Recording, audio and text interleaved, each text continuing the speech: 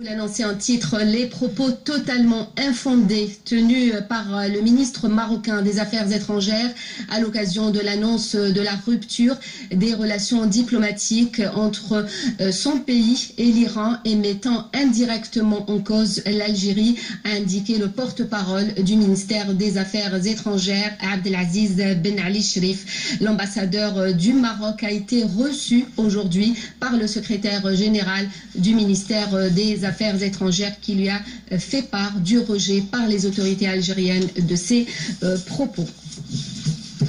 Le Front Polisario est bien connu par tout le monde. Il est la deuxième partie du conflit, ce conflit de décolonisation. Et il est reconnu par l'ONU comme l'autre partie au conflit aux côtés du Maroc. Il est le représentant unique et légitime du peuple sahraoui. On lutte pour ses droits légitimes.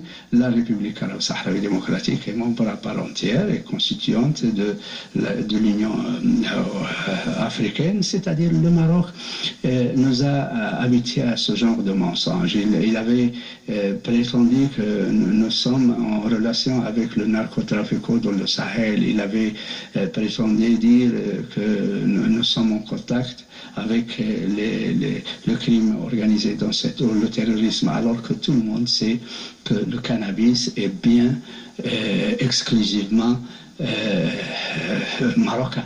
Oui, donc, et ensuite, personne n'ignore que le Maroc a bien des relations avec les services marocains, ont bien des relations avec certains mouvements fondamentalistes, extrémistes et terroristes dans la région et principalement dans le Sahel. Il faut que l'ONU, il faut que la communauté internationale prenne position de ce genre de mensonge parce qu'il est inacceptable.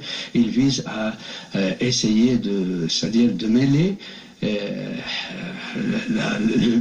visage, l'image d'un mouvement de libération, d'un peuple en lutte par des taxes qui ne sont pas fondées.